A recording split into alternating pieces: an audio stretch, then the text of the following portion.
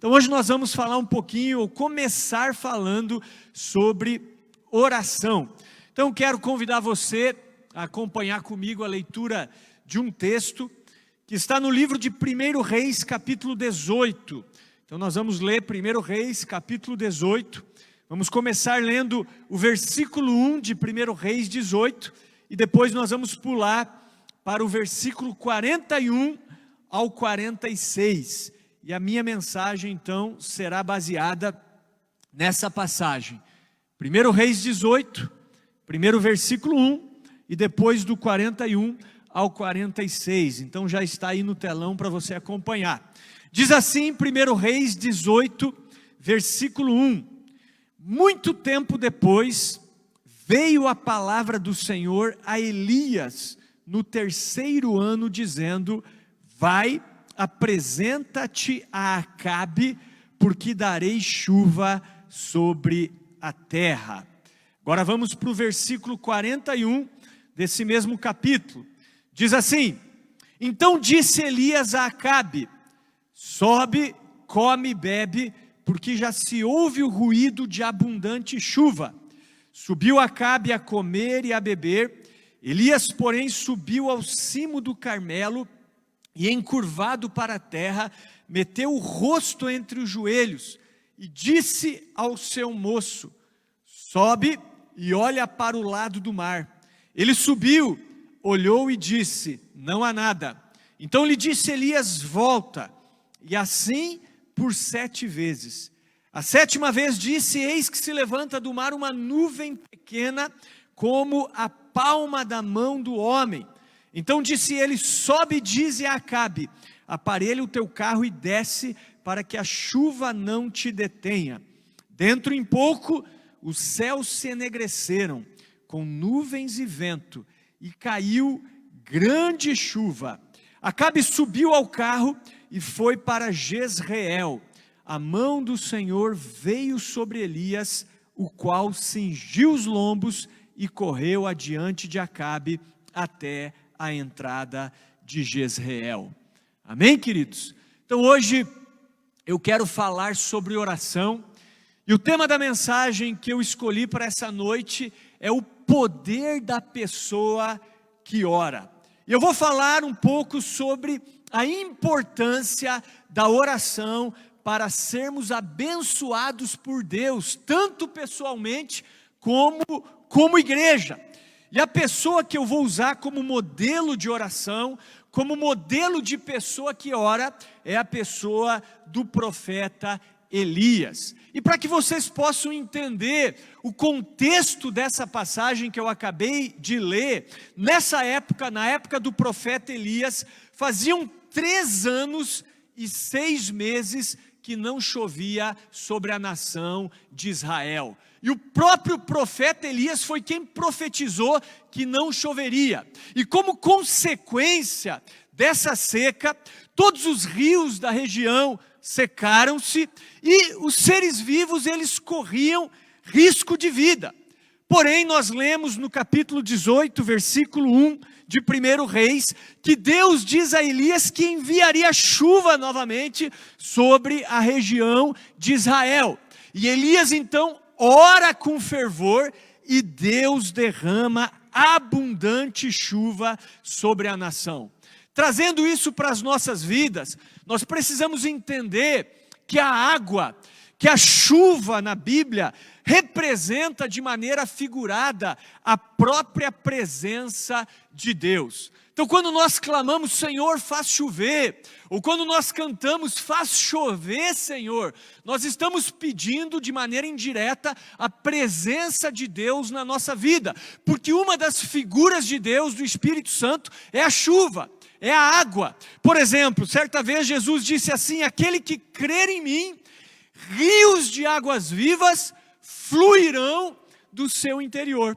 E Jesus, ele estava se referindo ao Espírito Santo que habita em nós. Então o Espírito Santo, ele é representado também através da água e através da chuva. Portanto, se você está se sentindo seco espiritualmente, Se a nossa igreja talvez esteja se sentindo seca espiritualmente, isso fala de falta de comunhão com o Espírito Santo através da oração. E quando nós oramos, quando nós entramos na presença de Deus, com fervor, com inteireza de coração, Deus derrama abundante chuva sobre o nosso espírito. Por exemplo, existe uma frase de um autor chamado J.C. Ryle, que ele diz assim, que a oração é o fôlego do verdadeiro cristianismo. Eu quero dizer para você que tudo que Deus faz é resposta de oração. As pessoas mais abençoadas são as pessoas que mais oram. O próprio Jesus, ele disse isso, pedi, dar-se-vos-á. Tiago falou, vocês não têm nada, porque vocês não pedem. Então aquele que pede, recebe. Então quem ora mais, acaba sendo naturalmente mais abençoado. Não é que Deus tenha filhos preferidos, né? Você já ouviu falar sobre isso. Mas existem filhos que preferem mais a Deus, e que estão mais na presença de Deus, e que têm mais fervor, e que têm mais ousadia. E por isso são pessoas abençoadas. Então as pessoas que recebem mais, são aquelas que buscam mais. E baseado nisso, eu quero citar aqui algumas frases de homens de Deus sobre a oração. Por exemplo, tem uma frase de um autor chamado Geoff Treasury, que ele diz assim, o cristão que não ora deveria ser uma espécie extinta. Deveria ser, né? Mas a realidade é que muitos cristãos não oram, ou oram muito pouco. Uma frase do John Blanchard, que diz assim, o Espírito Santo transforma a oração de atividade em energia, ou em poder. Então você já deve ter ouvido essa frase, que muita oração, muito poder. Pouca oração, pouco poder. Numa frase do E.M. Bonds, ele diz assim, que a oração pode fazer qualquer coisa que Deus pode fazer. Então nós vamos ver hoje que muitas vezes Deus promete algumas coisas para nós, mas nós liberamos essas promessas através da oração. E tem uma frase do Samuel Chadwick que eu gosto muito, que ele diz assim, a única preocupação do diabo é impedir o crente de orar. Ele não teme estudos, trabalho e religião sem oração. Ele ri de nossa labuta, zomba de nossa sabedoria, mas teme quando oramos. E é verdade, não quer dizer que você não deva buscar conhecimento, sabedoria, não deva trabalhar, mas tudo isso sem oração não vai ter o efeito desejado. Por isso que o Louis H. Evans, ele dizia assim, o homem que se ajoelha diante de Deus pode resistir de pé a qualquer outra coisa. E mais uma frase do E.M. Bonds, ele dizia, a igreja de joelhos trará os céus à terra. E é isso que nós queremos, trazer a realidade do reino de Deus para o nosso meio. E finalmente, uma frase do nosso maior modelo, do nosso Senhor, Jesus Cristo. Isso está relatado em Mateus capítulo 7, versículos 7 e 8, onde ele disse o que eu já citei, pedi e dar-se-vos-á, buscai e achareis, batei e abrir-se-vos-á, pois todo o que pede recebe, o que busca encontra, e a quem bate abrir-se-lhe-á. Ou seja, nós precisamos orar mais. E baseado nisso, o tema da mensagem de hoje é o poder da pessoa que ora. E eu repito que eu vou usar como grande modelo de oração para nós hoje, a pessoa do profeta Elias. E aí você pode pensar, mas Elias era um profeta, eu não tem como eu me comparar com Elias. Elias operava milagres, inclusive certa vez, no intervalo, se você ler o que está no meio do versículo 1 que nós lemos até o versículo 41, você vai ver que ele fez fogo descer do céu, ele orou e Deus derramou fogo do céu, então ele operava grandes milagres. E nós temos a tendência de colocar esses homens como Elias num pedestal, num lugar distante, num lugar inatingível. mas não é bem assim, meus irmãos. Se nós abrirmos a nossa Bíblia em Tiago capítulo 5, versículo 17, vou pedir para soltar lá no telão, olha só o que Tiago diz na parte A desse versículo. Ele diz assim, ó, Elias era homem semelhante a nós, sujeito aos mesmos sentimentos. Então, em outras palavras, Tiago está dizendo que Elias era farinha do mesmo saco que eu e você. Ele tinha problemas, ele tinha conflitos, ele tinha dúvidas, ele tinha decepções, medos, frustrações, mas ele tinha uma característica: ele era um homem de oração. Ele mantinha sempre aberto o seu canal de comunicação com Deus. É por isso que Paulo diz em 1 Tessalonicenses, orai sem cessar. Manter uma comunicação constante, direta com Deus. É como, um sinal de Wi-Fi. Pode ver que quando você perde o sinal do seu celular, você já fica ansioso, porque você perdeu a comunicação com o mundo virtual. Mais importante do que isso é manter a nossa conexão, a nossa comunicação constante com Deus. E essa era a diferença, ou esse era o diferencial de homens como Elias. Eles mantinham a conexão com Deus sempre constante. Então a Bíblia está mostrando que Elias enfrentou os mesmos problemas que nós temos, as mesmas paixões carnais, e nós podemos ser exatamente como Elias era na vida de oração. E por isso que Tiago escolheu Elias como modelo de oração. Quer ver? Vamos ler novamente, Tiago 5, agora o versículo 17 e 18. Tiago diz assim a respeito de Elias: Elias era um homem semelhante a nós, sujeito aos mesmos sentimentos, e orou com instância para que não chovesse sobre a terra. E por 3 anos e 6 meses não choveu. E orou de novo, e o céu deu chuva, e a terra fez germinar o seu fruto. Então Tiago está falando exatamente dessa passagem que nós acabamos de ler. Agora olha o detalhe que eu quero trazer para vocês.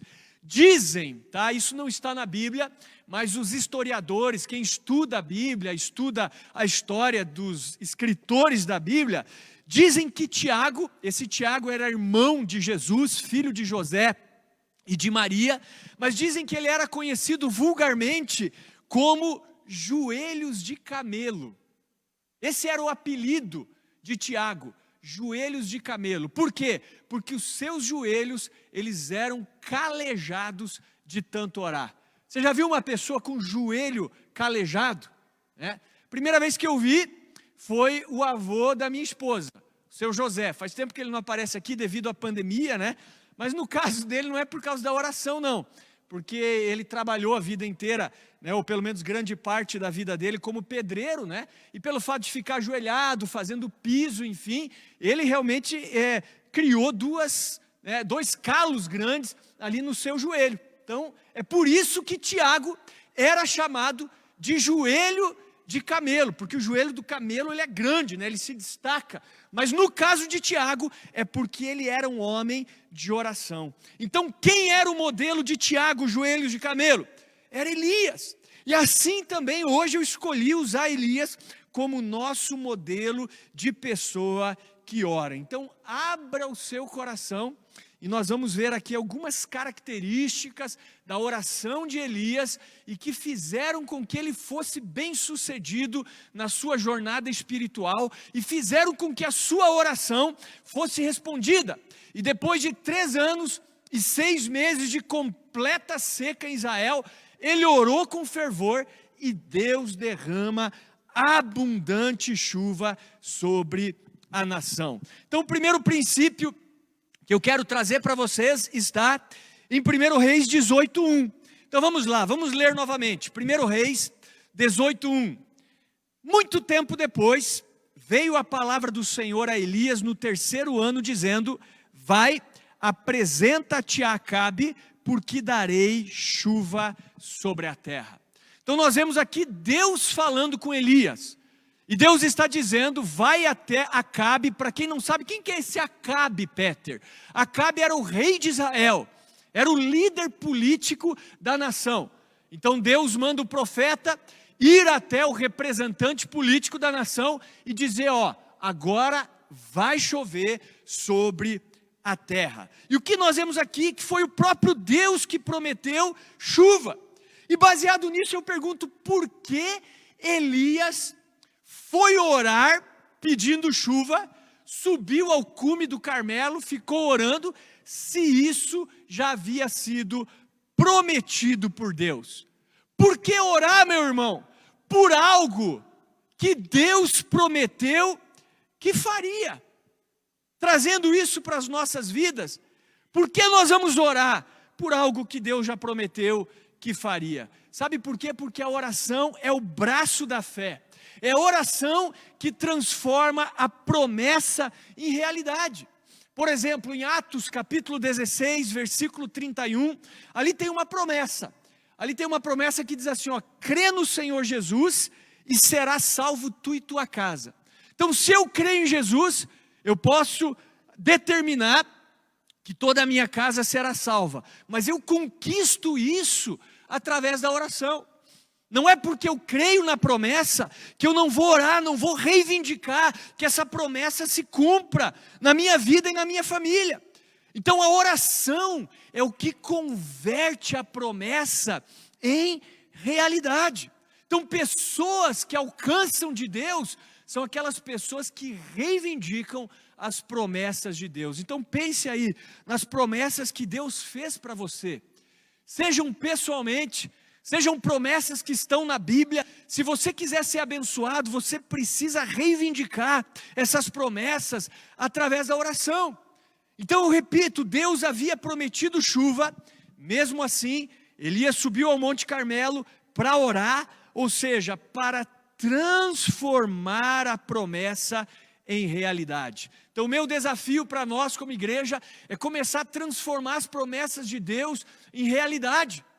E isso se faz através do clamor, isso se faz através da oração, através da intercessão. Então esse é o primeiro passo, ou o primeiro ponto da mensagem. Tome posse das promessas de Deus através da oração. O segundo ponto da mensagem é sobre o fervor da oração. Nós vemos aqui que Elias, ele não orou religiosamente, ele orou com fervor.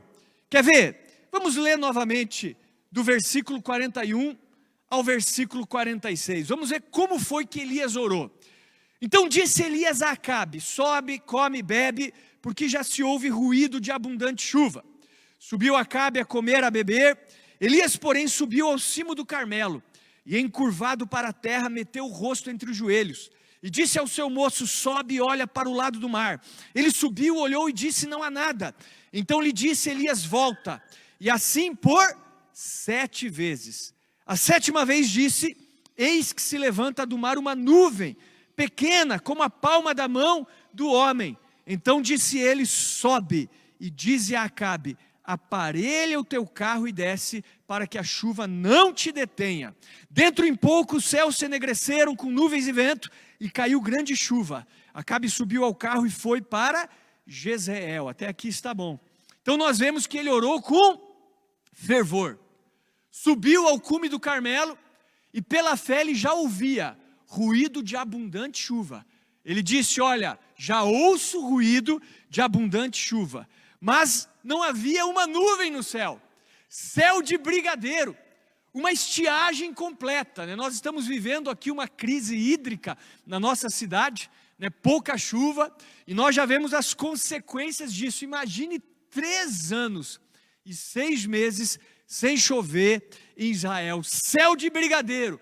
Mesmo assim ele sobe então no cume do Carmelo e ele ora de maneira fervorosa. E como é que ele ora? A Bíblia fala que ele mete a cabeça entre os joelhos.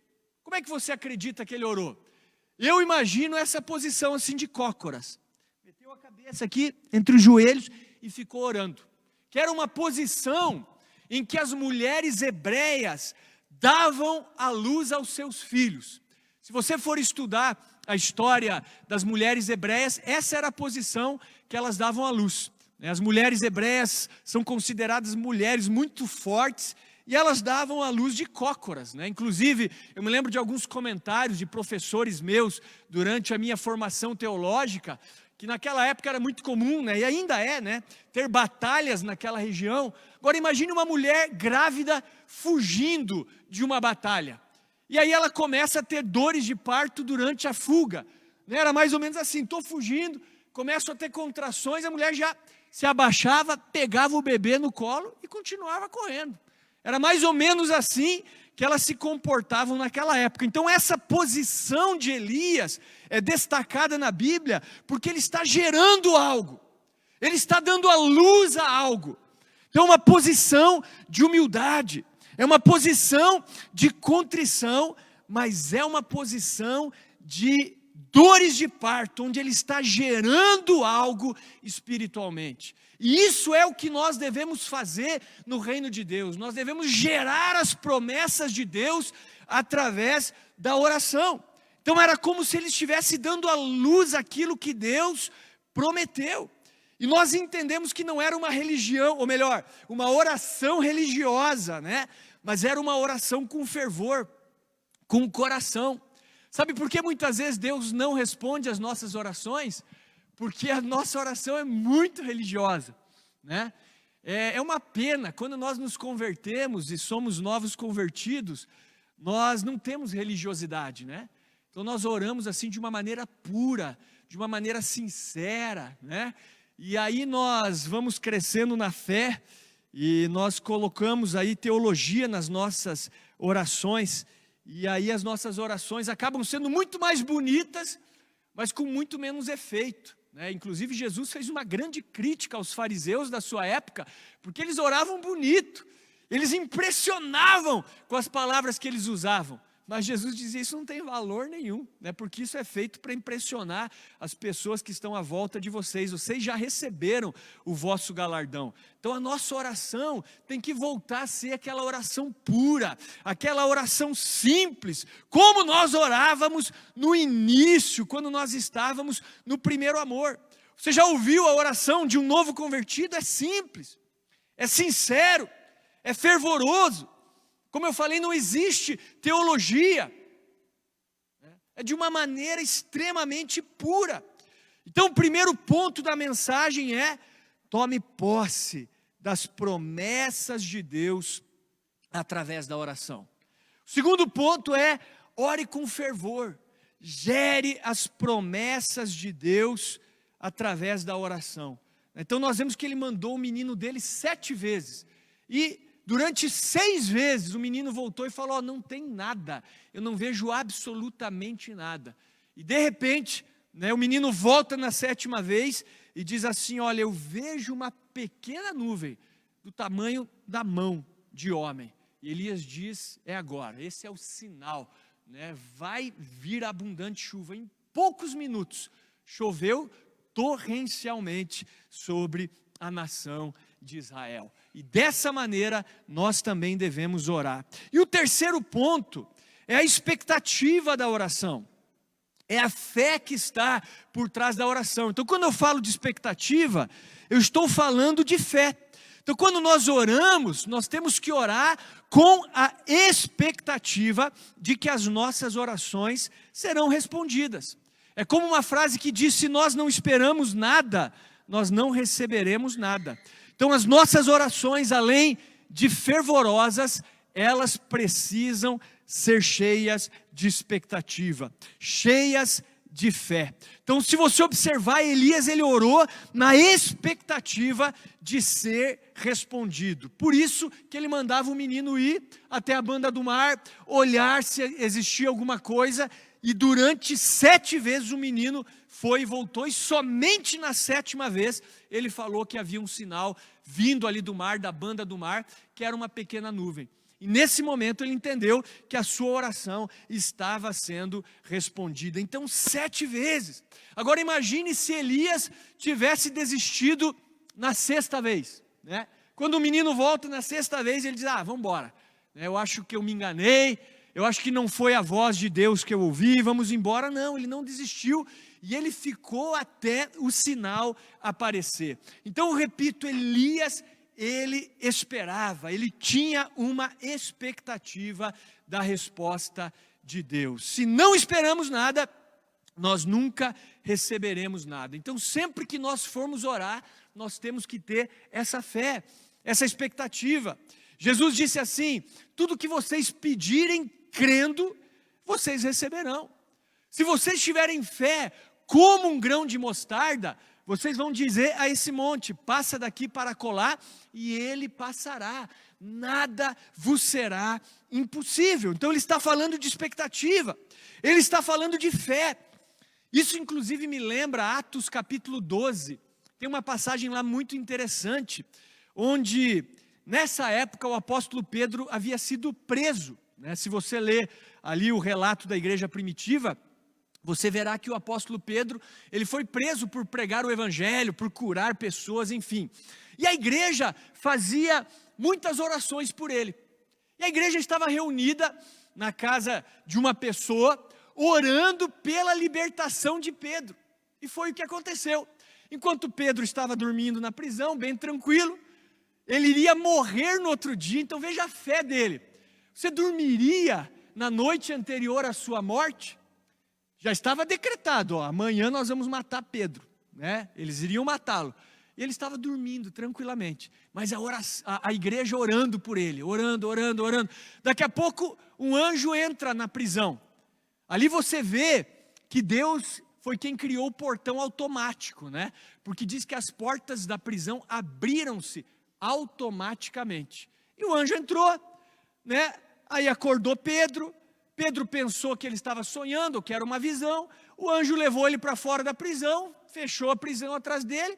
Quando ele olhou, ele está livre, na rua. E aí ele pensa: o que eu vou fazer?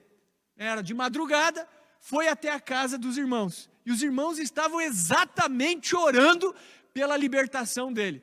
Aí ele bateu na porta. Tum, tum, tum, tum. E aí uma serviçal, se não me engano, uma escrava chamada Rode, vai até a porta e vê Pedro, né? Ouve, não sei, ou vê por um buraco, não diz exatamente como. E ao invés de abrir para Pedro, ela ficou tão feliz que ela voltou para a reunião de oração e disse: é Pedro quem está batendo na porta. E aí os irmãos que estavam orando pela libertação de Pedro não acreditaram. Não é verdade, deve ter sido alguma coisa errada. Aí o irmão mais teólogo da reunião falou: não, deve ser o seu anjo, né? É isso que o irmão falou. E aí Pedro, você já conhece, um cara sanguíneo, continuou batendo, ali ele já deve ter batido com mais força, até que foram abrir e era Pedro mesmo. Deus o havia libertado milagrosamente da prisão. Mas o que nós vemos aqui, que a igreja que orava pela libertação dele, quando a resposta chega, eles não acreditaram. Mesmo assim Deus fez. Então nós temos que orar na expectativa de que Deus vai nos responder. Mesmo quando a palavra humana é impossível. Por exemplo, o meu irmão mora no exterior, na Nova Zelândia, e quando ele foi para a Nova Zelândia, se não me engano, por pelo menos 3 vezes, disseram para ele: é impossível você conseguir o teu visto permanente aqui, por causa desse detalhe. E todas as vezes que falaram é impossível, ele falou: agora eu dependo totalmente de Deus. E sempre deu tudo certo. Na última vez, ele precisava de um documento vindo da Itália, se não me engano, porque ele entrou lá com visto de italiano, devido à dupla cidadania, e chegou, na hora H, no último dia, no último prazo ali, chegou a documentação para ele, e hoje ele é ali uma pessoa legal dentro do país, está tudo em ordem, né, está trabalhando na área dele, enfim, mas pelo menos por 3 vezes, se não me engano, chegaram a dizer para ele: é impossível, né? Nós estamos aí nessa luta pela regularização desse nosso local junto à prefeitura, e também, humanamente falando, é impossível, por exemplo, nós conseguirmos isso sem o pagamento da multa, tanto que nós já estamos aí em negociação, né, você sabe, para pagar a multa em 10 anos, mas nós oramos para que algo aconteça, né, Ronaldo? A gente sempre está orando. Não, nós vamos orar para que o milagre aconteça, a gente coloca lá a procuradora na presença de Deus, nós oramos, a nossa parte nós vamos fazer, que é orar para que algum milagre aconteça, né? Enfim, né? Porque nós sabemos que por um lado também, muito do que aconteceu foi injusto, né? Nós tínhamos uma brecha, é verdade, mas a multa é por causa de um muro que caiu aqui no sobrado dos vizinhos e a culpa é da prefeitura, não é nossa, né? A nossa brecha era não ter o alvará de construção, que foi um grande erro, né? E acabou caindo nas nossas costas, mas a multa não deveria vir para nós, né? Enfim, mas é isso, então nós oramos nessa expectativa de que Deus venha abençoar. É como quando você ora pela conversão de um parente, né? Eu falei aqui da promessa de Deus de salvar você e a tua casa, né? É muito comum acontecer isso, né? A pessoa está orando por um parente, lá pela conversão de uma pessoa, anos às vezes orando, de repente chega a notícia, ó, fulano de tal lá se converteu. Ah, não acredito. Pô, mas você estava orando por algo que você não acredita, né? Isso acontece às vezes. Sabe o fulaninho lá que você orava, aquele teu primo lá? Pois é, né? Ele foi na igreja lá, dia tal, foi até a frente, se converteu, tal, uma bênção. Não, não é possível, né? Então imagine, se Deus faz o milagre, nós, às vezes, tendo esse tipo de comportamento, imagine se nós crescêssemos de fato nas promessas de Deus e orássemos com fé, com expectativa. Então nós precisamos orar na expectativa de que Deus irá nos responder. Então o que você deseja alcançar da parte de Deus? Ore com fervor, não desista, insista, persevere, bata e ore na expectativa de que o Senhor irá te responder. Eu estava lendo hoje, ou relendo hoje a história de uma família de missionários, onde o sacerdote da família ali, né, o pai, ele acabou abrindo mão do seu trabalho secular, porque entendeu que Deus o estava chamando para as missões, e devido a isso ele passou por várias dificuldades, né, inclusive materiais e financeiras, mas eles tinham o hábito na família deles, de fazer um culto doméstico diário, onde eles oravam diariamente pelas coisas que eles gostariam ou precisavam. Então eles tinham um caderninho, onde num dos lados do caderno eles colocavam pedido de oração, e do outro lado, resposta de oração, né? Se Deus havia respondido, sim, não, se a bênção havia vindo, enfim.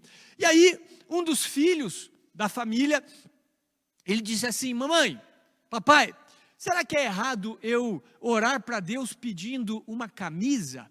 Aí a mãe dele, o pai dele, falou: claro que não. Vamos orar para que Deus te abençoe com uma camisa. E ele colocou no caderninho, e todos os dias eles oravam pela camisa do Tim. O nome dele era Tim, né? T-I-M. E ele então orava com fervor pela camisa dele, enfim. E era uma camisa tamanho M. Eles colocaram esse detalhe por causa do tamanho dele. E aí, certa vez, um irmão que tinha uma fábrica de camisas foi fechar lá o estoque do mês e sobraram algumas camisas.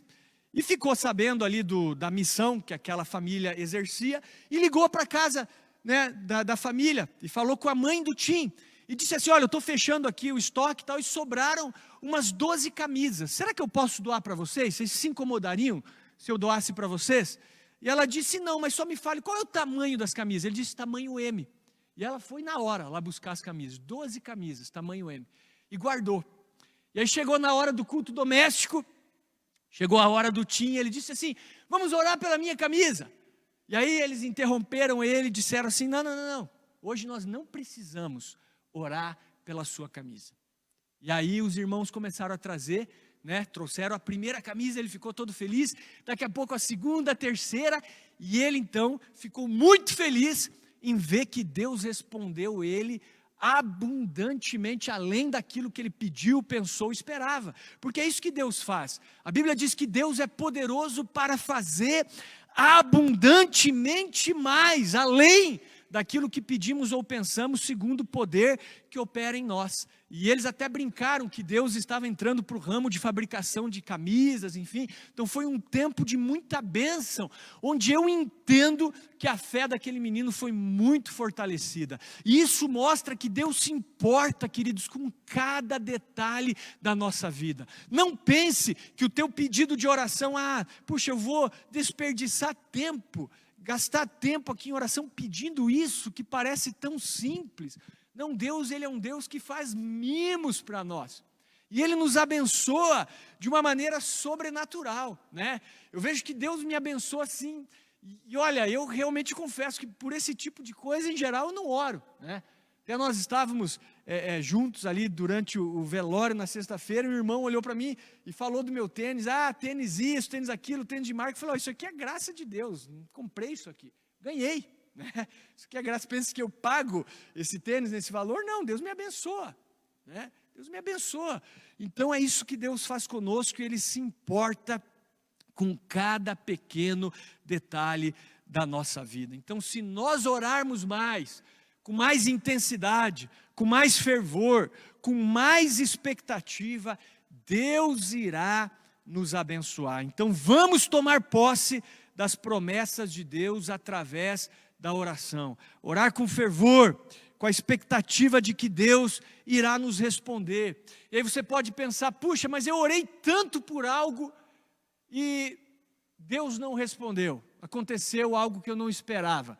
Não é que Deus não respondeu, queridos, é que a gente tem que estar pronto também para ouvir um não de Deus, né? Nós oramos pela mãe do Mateus aqui várias vezes, acredito que você orou também, né? Deus disse não, quero recolher, Deus recolhe os servos. A gente não entende por quê, né? Tem até um texto que diz que Deus às vezes recolhe o justo para livrá-lo do mal, não sei, Deus às vezes quer uma pessoa perto dele, é que a morte para nós é muito complicada, né? Mas Deus vê a morte de maneira diferente da nossa, né? Mas às vezes a resposta de Deus vai ser não, né? E aí beleza, nós temos que aceitar e entender que a vontade de Deus é boa, perfeita e agradável, mas nós precisamos ter sempre uma expectativa de resposta, ainda que essa resposta seja não. E o mais importante, criar o hábito de orar dessa maneira, orar com fervor e orar com expectativa. Eu creio, queridos, que o trabalho de Deus, muitas vezes, ele está se definhando em muitas áreas por falta de oração. Nós até trabalhamos, o que é muito importante, eu sou um cara muito adepto do trabalho, já preguei, já falei várias vezes sobre isso, a própria Bíblia, né, fala muito sobre a importância do trabalho, do planejamento, do empenho, tudo isso é muito bom, mas fazer tudo isso sem oração não trará os resultados desejados. Então o que nós queremos nesse mês é enfatizar a importância da oração. E nós queremos desafiar você a intensificar a sua vida de oração, a sua vida devocional na sua casa. Queremos também intensificar a oração aqui na igreja, lembrando que existem alguns turnos de oração, um deles na quinta-feira, às 20 horas, outro na segunda-feira também, às 20 horas. E nós estamos aqui, chova ou faça sol, com frio, com calor, nós estamos aqui colocando esses pedidos e a sua vida, a igreja, e os pedidos aí que temos na presença de Deus. E queremos ver mais pessoas aqui intercedendo conosco, porque o interessante é que quando você faz isso, você também é abençoado, né? Então, eu venho aqui, né, para abençoar, e eu acabo sendo abençoado. Você já viu que quando você faz bem para alguém, o beneficiado é você? Você sabia disso? Você sabia que uma das, digamos assim, técnicas, eu vou usar essa palavra, por exemplo, da psicologia positiva, para que você tenha felicidade na sua vida, é você fazer o bem? Quando você faz o bem, na verdade, você é beneficiado. Por exemplo, a minha esposa voltou ontem da depilação feliz da vida, falando, nossa, me senti tão bem, porque eu falei isso para a depiladora, eu dei alguns conselhos para ela, né, eu incentivei ela a empreender na área dela, enfim, e olha, eu estou me sentindo tão feliz. Eu falei, viu, quando você faz o bem para alguém, quem é beneficiado? É você. Então quando eu venho aqui orar pelos outros, interceder pelos outros, orar pela igreja, orar pelo bairro, pela cidade, pela nação, que nós precisamos também intensificar a intercessão pela nação, porque a nossa nação está sofrendo de uma guerra espiritual tremenda. E eu digo para vocês, o reino das trevas não está brincando, queridos. O reino das trevas não está brincando. Nós temos sabido de sacrifícios até humanos que têm sido feitos para que a corrupção, né, que ainda existe, claro, mas para que governos corruptos voltem a estar à frente da nossa nação. E nós precisamos, como igreja, entrar nessa peleja, né? Se vai dar certo ou não, nós não sabemos, porque nós sabemos que os dias são maus e algumas coisas precisam se cumprir. Mas existem muitas promessas de avivamento sobre a nação brasileira. Nós poderíamos sim ser uma grande potência mundial se não fosse esse sistema corrupto no qual nós estamos inseridos. E a igreja precisa fazer algo e não pode se conformar. Então o outro lado não brinca. É por isso que Jesus falou que os filhos deste mundo são mais prudentes nessa geração do que os filhos da luz. Porque eles fazem a parte deles com louvor. E muitas vezes nós relaxamos na nossa parte. Então Elias, ele foi um modelo de pessoa que ora. Eu repito, orava pelas promessas de Deus com fervor e na expectativa de ser respondido. E nós também podemos ver Deus transformar nossas vidas, nossas famílias e a nossa comunidade através da oração. E aí nós sempre temos uma desculpa, né? Mas eu não tenho tempo, né? Sei lá, pelo menos algumas pessoas às vezes podem pensar dessa maneira. Na verdade, o tempo é nós que fazemos, né? É nós que devemos aprender a gerir o nosso tempo. Agora, se você for fazer ali uma autoanálise do seu tempo, né? É igual você faz ali uma gestão financeira. Pegue um dia um caderno e marque ali todas as horas do dia. E faça um dia um levantamento de quanto tempo você gasta em cada coisa no teu dia. Você vai ver quanto tempo que você desperdiça. Sabe qual é o nosso problema? A gente desperdiça tempo, né? Joga fora o nosso tempo fazendo tantas coisas inúteis, né? Como às vezes ficar navegando na internet, por exemplo, de maneira assim, totalmente sem propósito, né? Ou, sei lá, assistindo TV, séries às vezes, que pode ser feito, mas talvez não com a intensidade que é feita, né? Então, se nós formos pensar de uma maneira racional, o que nos falta é disciplina, e não tempo, é disciplina, e o que nos falta às vezes é prioridade. E aí eu finalizo com uma ilustração, que eu já contei para alguns aqui, quando eu dava esbinge, né? Eu acabava... Oi? Não tem quarto, só 3. É. Tá? Então, finalizar aqui com uma ilustração, que eu já contei na esbinge, que é uma paráfrase do Salmo 23, né? Que ao invés de o Senhor é o meu pastor, é o televisor é o meu pastor, né? Hoje nós poderíamos pôr até a internet, né? Que as pessoas às vezes não assistem hoje mais tanto a TV, mas ficam muito tempo conectadas, né? Então diz assim essa paráfrase do Salmo 23: o televisor é o meu pastor e o meu crescimento espiritual me faltará. Deitar-me faz no sofá, guia-me astutamente às águas poluídas e turbulentas, guia-me pelos caminhos da impureza e da pornografia por amor aos seus programas. Ainda que eu ande num caminho mortal, pretendo continuar, porque tuas novelas, filmes e ensinos estão sempre comigo. Preparas diante de mim uma mesa farta de desejos e inclinações carnais. Unges minha cabeça com lascívias e engano. Certamente que a promiscuidade e a maldade me seguirão todos os dias da minha vida, e habitarei no inferno com o diabo e todos os seus demônios para todos sempre. Então, bem forte nessa paráfrase do Salmo 23, né, que fala sobre o televisor ser o nosso pastor. E, infelizmente, muitos de nós não encontramos tempo para essa comunhão com Deus, como Elias tinha, porque nós gastamos, desperdiçamos o nosso tempo, ao invés de investi-lo naquilo que é de fato eterno. Então, baseado nisso, eu finalizo a mensagem sobre o poder da pessoa que ora, citando novamente a frase do Samuel Chadwick: a única preocupação do diabo é impedir o crente de orar. Ele não teme estudos, trabalho e religião sem oração. Ele ri de nossa labuta, zomba de nossa sabedoria, mas teme quando oramos. Amém, queridos? Então nós vamos ter agora um tempo de oração, de intercessão, e nós vamos passar então para o momento da ceia do Senhor.